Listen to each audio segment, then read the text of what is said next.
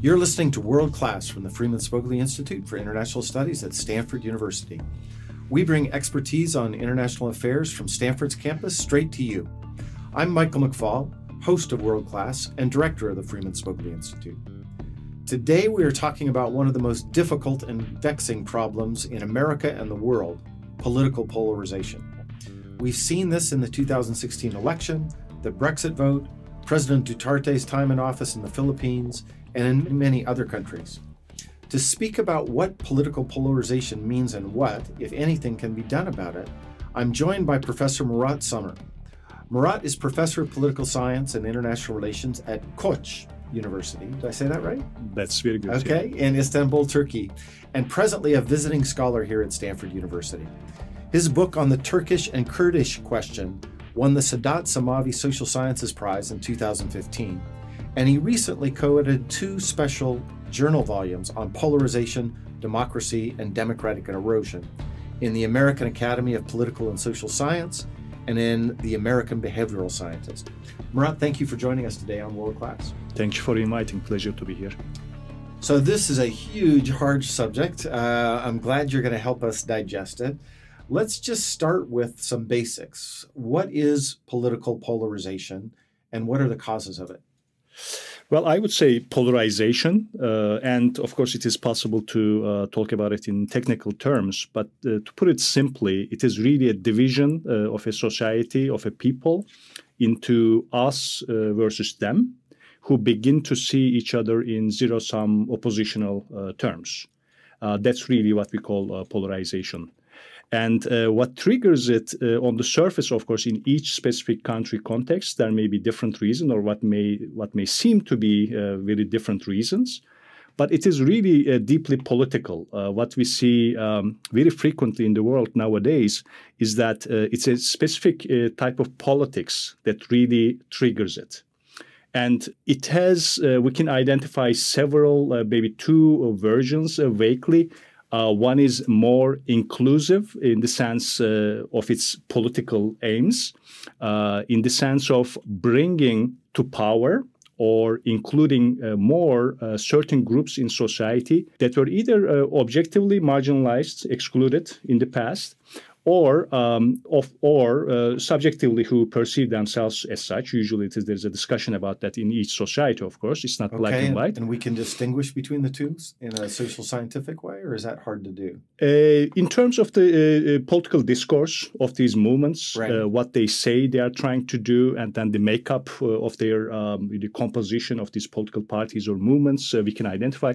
A second version is more exclusionary, aims to represent groups that used to see themselves as the dominant group in society, but for one reason or another who feel that they have been left behind or who are threatened, their dominant position is really threatened, therefore tries to exclude certain groups from political system or social and economic system.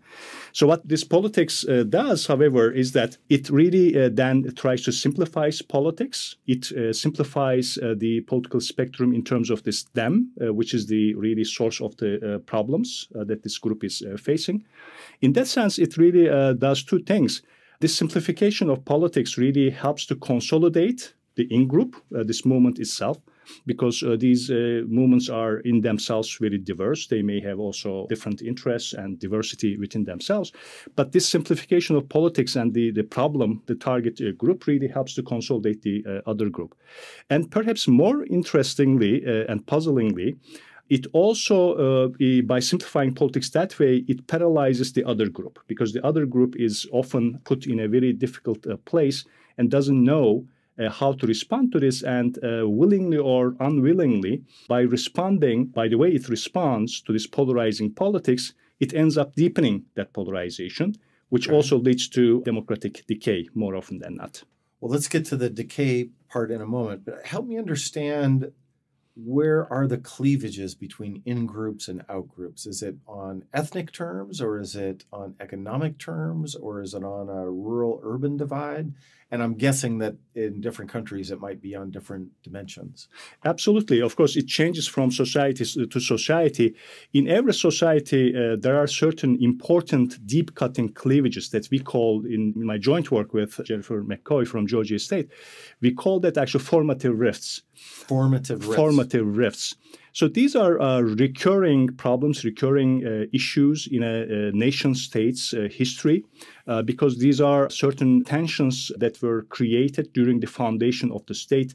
To give you an example, in Bangladesh, during the foundation, the war that led to the independence of Bangladesh as a nation-state, there was a division between groups who wanted to be actually part of the Pakistan and those who wanted to be secede. And from the very beginning, there was this discussion about who were the villains and who were the heroes of the national war and who was responsible for what. And this actually is a deep-cutting cleavage. However, these formative rifts, and in the case of United States, for example, as we all know, there are certain issues like race is a recurring theme, even though over time, of course, there has been a lot of progress, but it's a recurring theme because it was at the very beginning of the foundation of the United States. These formative rifts, however, do not automatically really give rise to polarization, because politics has always some degree of polarization, but sometimes polarization really increases, escalates to even to a degree that we call actually pernicious polarization, which then becomes very dangerous for democracy. How this happens is that the polarizing transformative politics that we call, it really may pick on one of these formative rifts. It doesn't have to, but it may pick on one of these formative rifts, or it may reinvent a different kind of cleavage. It may be economic or cultural. By doing so, it really consolidates the in-group because society is complex. Politics is complex. Mm-hmm. People may have, there may be one cleavage. You may be on the left. You may be on the right. You may be you have different position vis-a-vis immigration, for example. Right. But on the other hand, you share other things. You share neighborhood, you may share gender, hobbies, or you may support the same football team, things like that. Mm-hmm. These are cross-cutting cleavages. What polarizing politics does is to tell to the in-group that these cross-cutting cleavages do not matter or do not matter as much. But one important overriding interest or cleavage is the most important for the interest of the group. And they have to really mobilize in order to defend that interest vis-a-vis the other group who are really the source of the problem. And by doing so, of course, then over time, these cross-cutting cleavages, other cross-cutting cleavages may really lose their importance. And this one cleavage that the movement, polarizing politics, capitalizes on, overrides everything all else. The rest. I see. And then people begin to see each other as us versus them. I see. Well, let's apply that analytic architecture you just outlined to what's happening here in the United States for a moment. So do you see our current moment as a time of increased polarization in politics with the election of Donald Trump? Definitely. Well, in the case in the U.S., I think polarization has been a subject that people talked about and felt for a long time, since the 1970s. Oh, so not just with Trump. Not just with Trump. Okay. However, we also, I think a lot of people realize that with Trump, it has been taken to a whole new level. So we may ask actually why. Yes, let's ask why. It's a great question. Yes. So I think several things that I think is related, of course, one to the discourse of the politics, and especially also the discourse that President Trump has been using, which is remarkably similar to other cases of polarizing politics in other countries, such as Turkey, Thailand, Venezuela, and so many. Okay. The parallels are very interesting. Polarizing politics is very disruptive because it kind of defines politics, the normal politics, defines politics as being in an abnormal, exceptional state. Something is deeply not working. And in the case of the populist version, this is usually the mainstream institutions and the mainstream elites in the case of US, the elites in Washington or the Right. economic elites. And they are not working. There's a fundamental problem. If you define politics that way, first of all, it is really very disruptive because you're defining the very institutions and the very elites who are responsible for making sure that the system will work normally and, in a way that will serve everybody as kind of like the enemy or the source of the problem. Mm-hmm. And at the same time, you're defining it as a barrier. Right? It is really, they are a barrier before improvement and progress and development. In which case, you're kind of also telling that extraordinary political measures or extraordinary policies and actions would be justified, right? So if you're dealing with this kind of situation, it kind of tells people that they can endorse or they should endorse kind of political tactics, discourses that vilifies the others, that vilifies institutions, that confronts them in a really almost like in a battle, that becomes actually justified.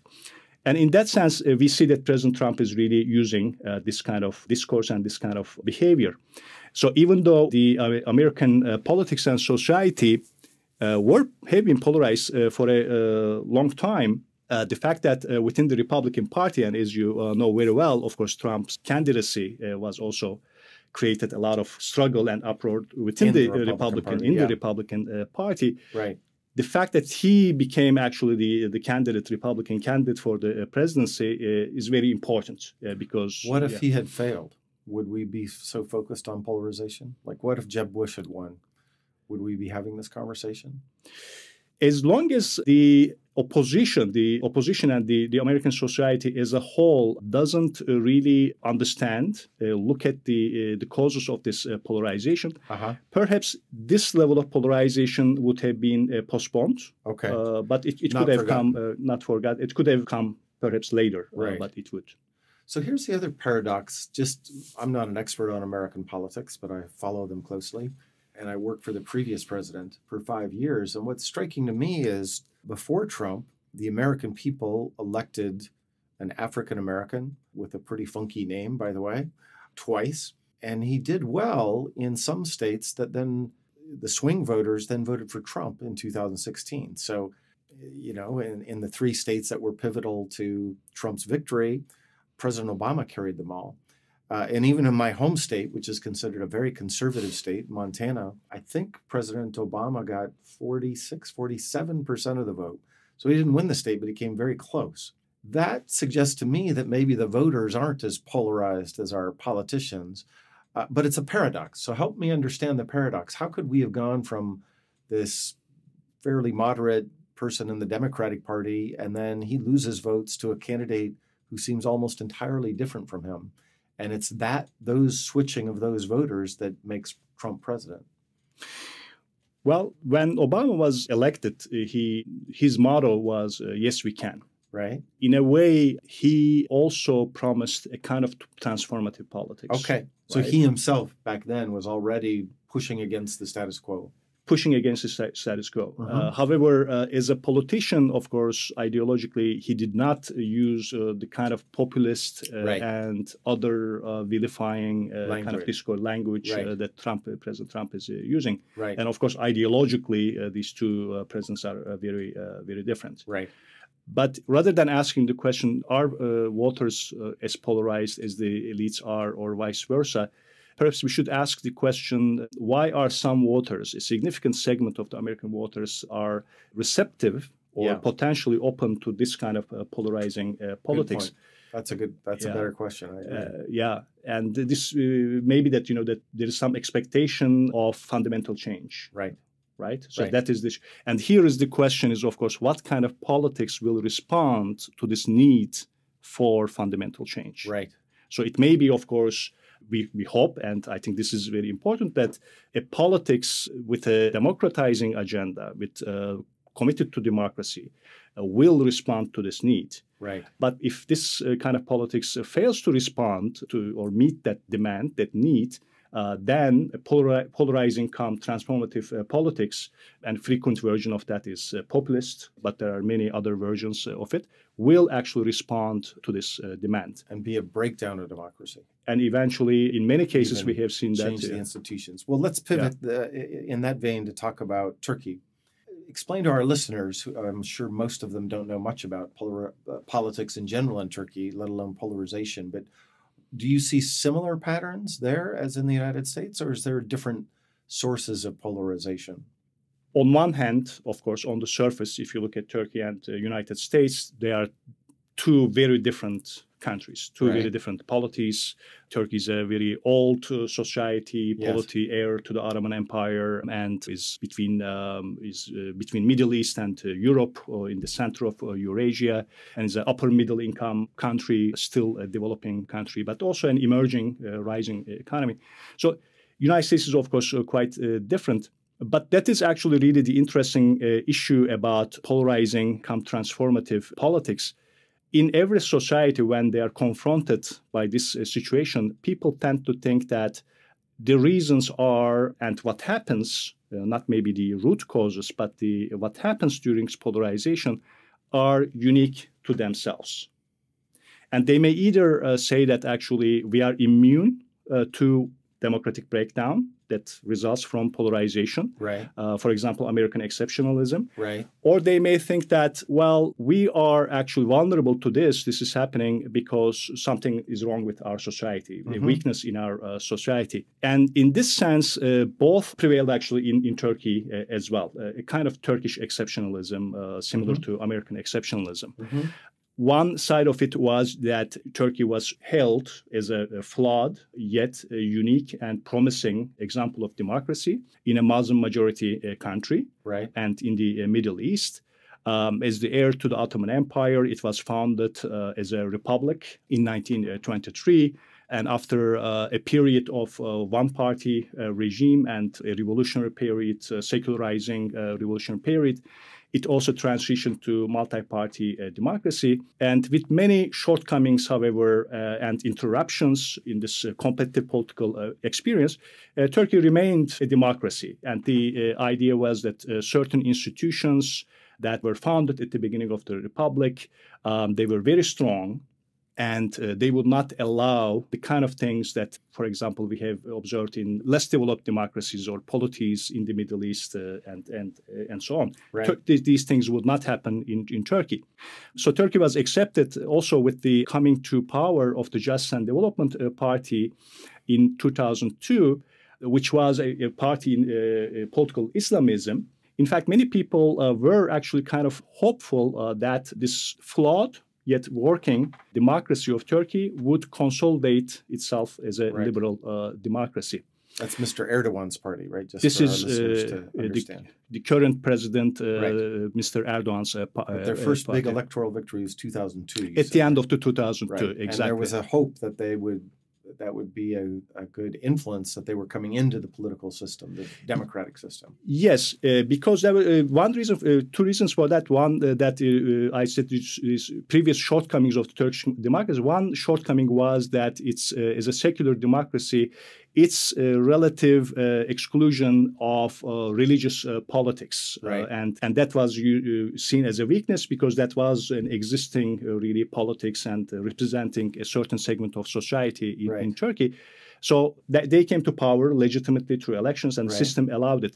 But these institutions that I mentioned earlier that people thought would make Turkey unique, such as the judiciary, which was a pro-secular, strong judiciary, acting partisan in an ideologically motivated way often, but at the same time, however, really defending certain principles of the Constitution, the military, and so on, other institutions.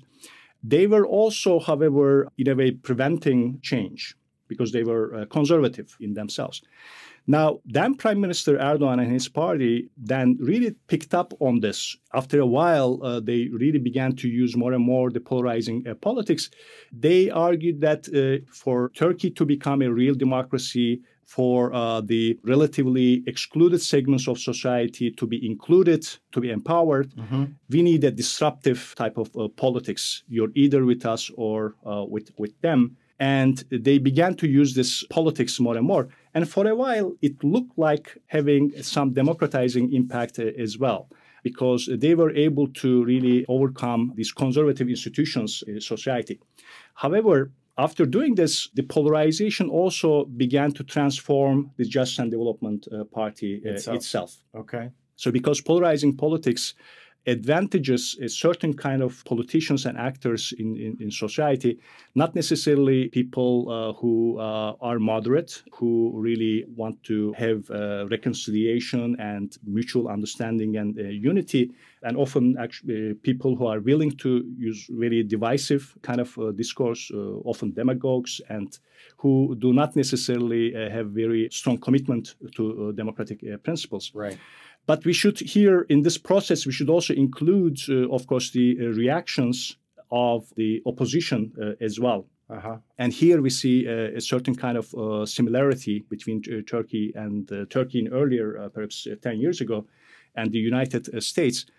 When polarizing politics uses a disruptive politics, because it defines politics in exceptional terms, it also sees itself the right to use dubiously democratic and not really legitimate means and tactics. Now, when the opposition sees that, whether they agree with the or not disagree with the goals of the incumbent party, of course they will disagree, but they see that the incumbent party or leader is doing things that are not really legitimate or that are not really completely legal and acceptable ways. Then they are outraged, understandably. But in terms of what will happen to this polity, in terms of democracy and polarization, everything depends on how they express their reaction, what they do in response to it. Some typical reactions from oppositions from across the world is that, first of all, to focus on the leader, because usually these polarizing politics examples are represented by a visible, salient, charismatic kind of a leader. Right. So who is really leading these policies, really focusing on him or her. But that often is counterproductive because it ends up deepening the polarization. The supporters of the polarizing incumbent party and leader, they close ranks to defend their guy. And that just leads to more conflict. Yeah. And it further personalizes politics, which is the really opposite of what we want to see. The opposite of what we want to see. Another issue, a really big mistake that the oppositions make is that in order to oppose the wrongness of the policies of the incumbent party, they end up deepening polarization itself.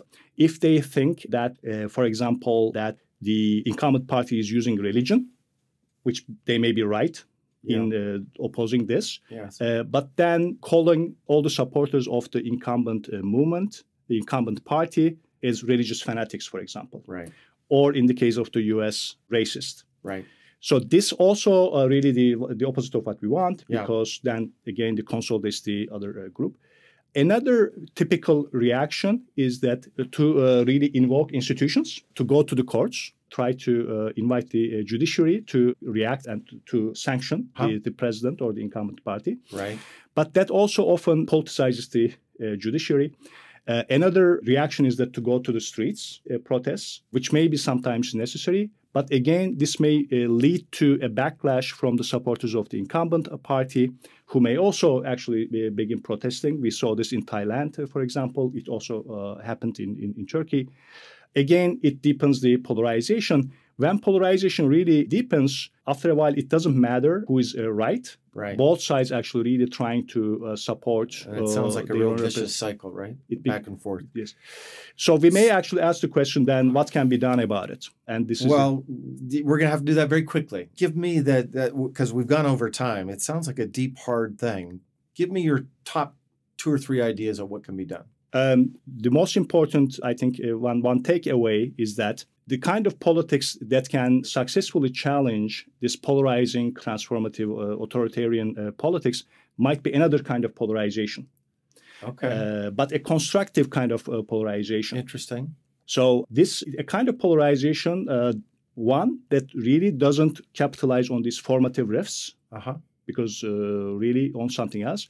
And rather than creating an either-or choice, presenting an either-or choice to the society, right? Not in terms of personalities, but in terms of policies. Okay. Interesting. And these policies need to respond to this need that we talked about at the beginning of our chat. It should really be a response and constructive and feasible response to this need in society for transformative change. On that optimistic note, I think we're going to end for now, Murat. It sounds like a very hard set of issues, and maybe next time we'll come back and we'll do some deep dives into some other countries just to get detail. But it's been great to have you on World Class. It's my pleasure. Thank you. You've been listening to World Class from the Freeman Spogli Institute for International Studies at Stanford University. If you liked this episode, please review us on Apple Podcasts. It helps new listeners to find the show. And be sure to subscribe to stay up to date on what's happening in the world and why.